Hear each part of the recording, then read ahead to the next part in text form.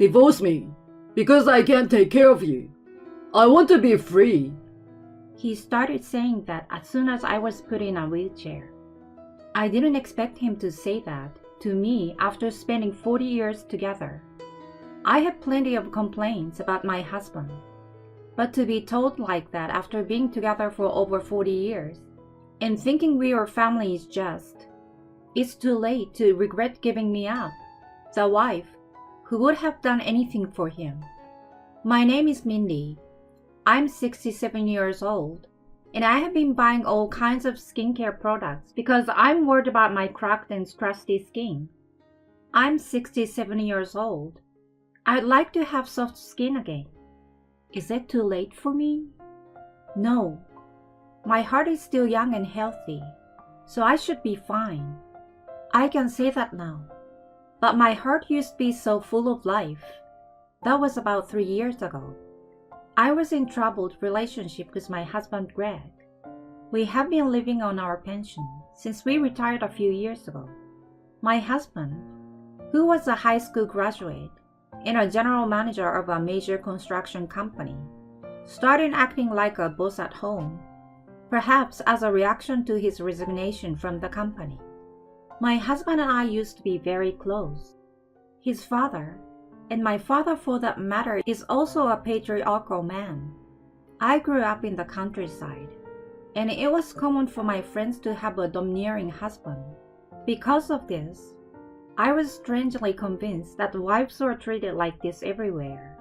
Nowadays, people are saying, a husband who is domineering towards his wife is not a good husband. I feel that this is true though. My stubborn husband and Regina, our only daughter, have always been at odds with each other. As an adult, she is in touch with me, but she and my husband are estranged. Even my daughter rejects him. I must be the only one who can get along with my husband. If it's his domineering nature, I could accept it because I'm used to it.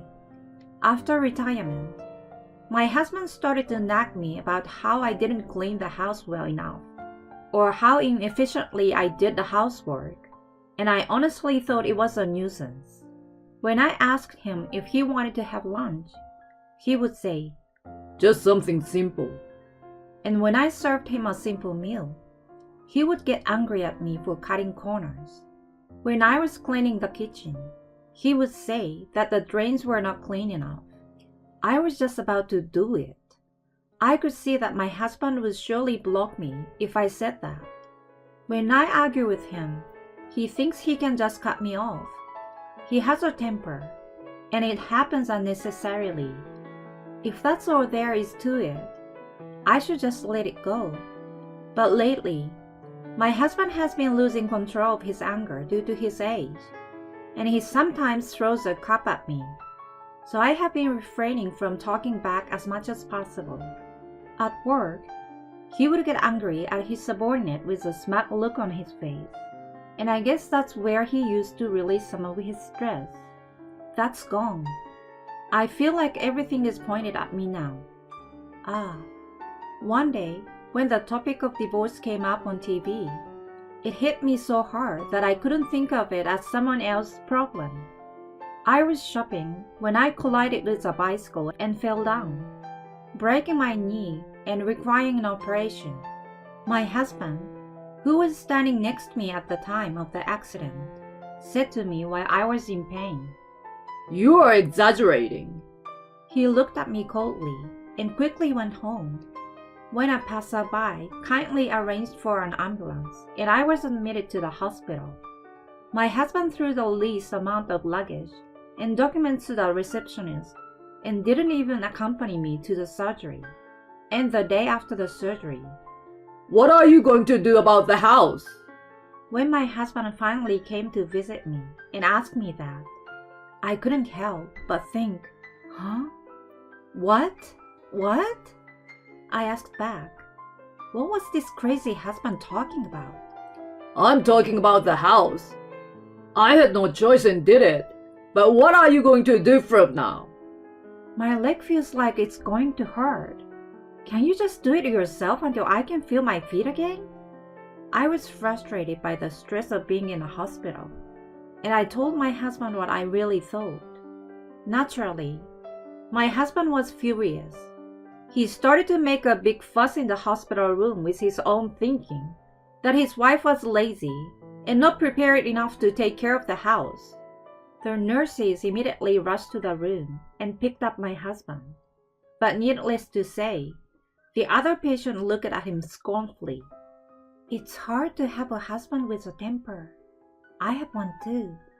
My friends were living in other places, so I had no one to talk to about my relationship with my husband.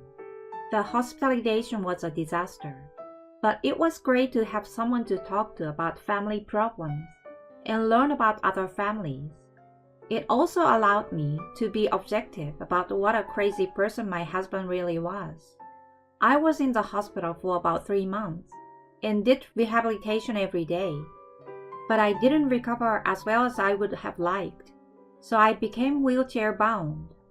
Thanks to the fact that I spent a lot of time in the hospital talking about my husband's complaints with others, I felt mentally refreshed, as if a burden had been lifted off my shoulders compared to before I was hospitalized. My husband's visits to the hospital were restricted due to the coronavirus, and I have not seen him at all since he made a fuss in the hospital room. We've only exchanged messages about where the fabric softener was, at the very least. It seems that he was able to live a decent life on his own. I'm sure my husband is not all that bad. After all, we've been together for over 40 years. I should not give up on him just because he is getting older and angrier. But I should be a forgiving wife who can let bygones be bygones. I was trying to change my mind, but my husband didn't come to pick me up, even though I had told him about the day I was going to be released. It was impossible for me to go home alone by train and bus, as I was not familiar with using a wheelchair. I had no choice but to call a taxi by myself, and as soon as I unlocked the front door, my husband came. Why did you come home? He yelled at me. Why did I? I told you, I'm leaving the hospital today. Why didn't you come get me? I was shocked. How can you say that after making me do the housework for months? Shouldn't you apologize? Huh? What are you talking about? I was in the hospital, you know. We were both getting old. You could at least support me at a time like this. No! I was stunned by my husband's unhesitating refusal. They told me at the hospital, you know. You were going to be in a wheelchair. I don't want to take care of someone who is going to be in a wheelchair. Divorce me because I can't take care of you. I want to be free. Even though I'm alone, I know I can do the housework and clean. I will never be as good as you after decades of housework. But I'd rather live on my own than live with the burden of having to take care of an old woman with a bad leg. I was stunned that he thought that way when I heard his complaints one after another. Somewhere in the back of my mind, I had believed that my husband's personality was just distorted after retirement, but that he was still the same, and that after 40 years together, we still had some sort of affection for each other. It is true that the words divorce at a ripe old age had been floating around in my mind, but I thought I would never choose that path simply because I had a longing to be a free woman. We've had our fights, but we've always managed to get along, and I assumed that we had a good track record and would continue to do so. Are you sure? You will regret it. When I asked my husband, he said, I would never do that. Okay. Let's get a divorce. I will be out of here by the end of the day. Since you're the one who asked, can you help me pack my bags? It's not that big of a deal. You are leaving anyway. I almost cried a little when I saw my husband smiling so contentedly, but I held it in. Oh, how easy my marriage was. It's a bitter story to think that it will end with a short exchange of divorcing, and I understand. Then my husband and I divorced as we had declared, and I spent my days working hard in rehabilitation. Rehab was tougher than I had imagined, but my rehab teacher was kind, and I made many friends around the same age, so I was able to continue to have fun. Then one day, I received a call on my cell phone from my husband. It had been a few months since my divorce, but my belongings were still in the house. I asked him what was left, thinking that I could have him throw some of it away, but he was adamant about not telling me. He said he didn't want to mail it because the post office was too far away. I was afraid to go to his house because I thought it would be too much trouble. So I set a meeting place at a busy park near his house. On the day of the meeting, my husband was waiting for me at the park in his wheelchair. His hair sticky and his clothes shabby. What happened? He didn't answer my question, and he looked at me again. Why aren't you in a wheelchair? He asked. It was just a broken bone. It was a slow recovery, and now, as you can see, I can walk around with a cane. Didn't they explain that to you at the hospital when I came in? No, You didn't hear about my surgery because you weren't interested, right? That's right. Huh, you're the worst. So, you look...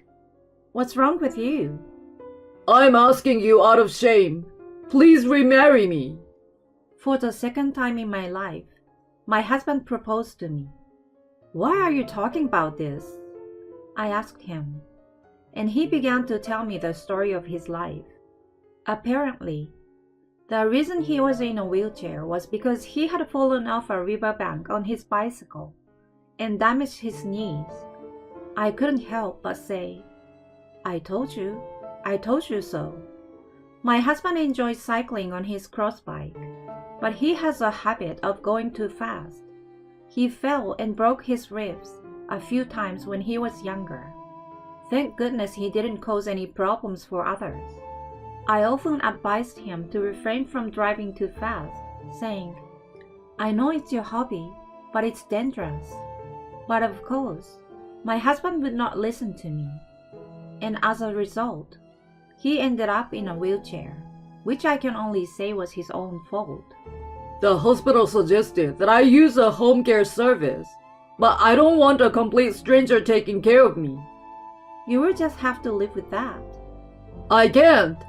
I want to remarry you. As you can see, I can't take a bath or wash my clothes. I can't stand it. Help me. You came here without a bath? That's a selfish thing to say. Do you really think anyone will accept such a messy proposal? How could you think of remarrying and having me take care of you when you thought you'd confined to a wheelchair? Of course it's impossible. You don't have anyone to rely on anymore. Wouldn't life with a cane be easier than life in a wheelchair? No. What you're saying is too much. He's a man who has always done nothing, so he takes it for granted that someone will do something for him. But absolutely not. I don't want to remarry because you're a pain in the butt. I want to be free, okay? When I said no to his proposal, it was as if I was giving back his words at the time of divorce, when I asked if he was serious. To me, your proposal now is more like, are you serious? You are so brazen and shameless. I replied with a smile. Think again. You abandon me like this? My husband keeps ranting. Abandonment is not a very nice thing to say. In such a state, a wife would. No, I'm a stranger now, so you can't rely on me. It was you who gave up on me in the first place. The accident, your condition, it's all your fault. You can live the rest of your life with your dirty hair and shabby clothes and not bathe at all. I had said all the things I wanted to say, things I never said in the divorce. I was right. You're going to regret this, see? My husband seems to realize that there was nothing he could do about it, and he was completely done. At the time of the divorce, I thought, he's a man who has taken it for granted to work hard for many years. So even if living alone seems easy now, the day will come when he will get hurt. I never thought it would turn out this way.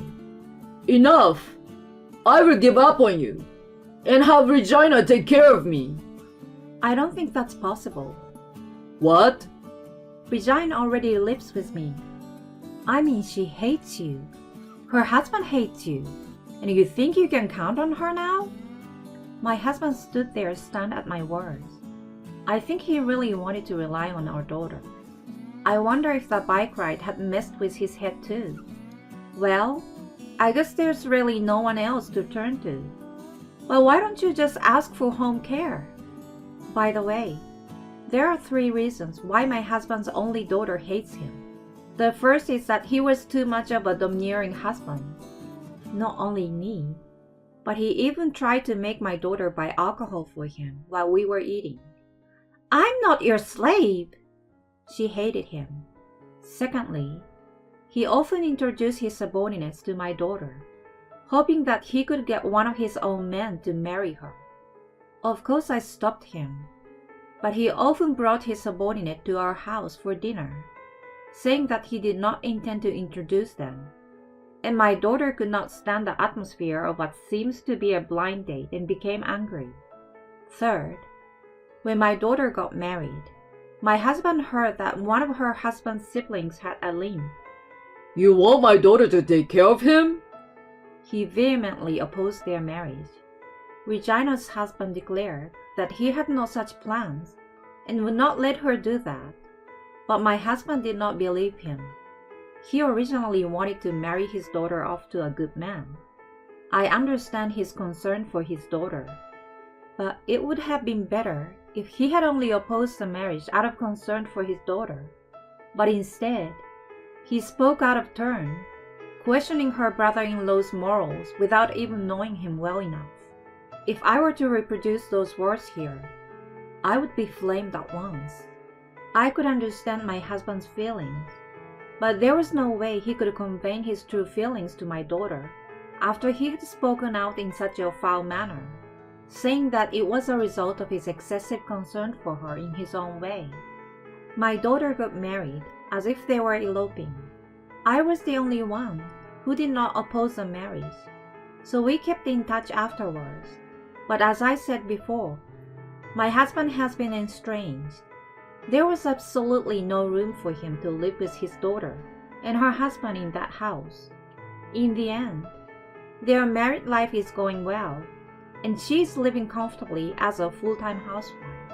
I can say that their marriage was a good decision. In fact, I feel sorry for my daughter because I'm now the one who depends on her now, that I'm divorced and don't have anywhere else to go. But my daughter Regina says, I really like your beef stew, so please make it again when you get well. I was glad to hear her say that. When I told him about our situation, he said, Then what should I do? You're not a baby. You can figure it out on your own, right? Well, no. I have my daughter waiting in the car. Take care. I said that and left. I'm a woman walking with a cane, and he's a man in a wheelchair. He could have caught up with me if he tried, but he didn't.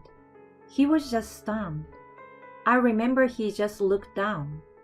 After that day, my husband contacted me again, asked me to meet him again because he hadn't given me the things that I had left behind. But since my husband was empty-handed that day, I assumed that he was just bluffing, so I didn't accept his invitation. He seems to have lost his mind and asked for a helper.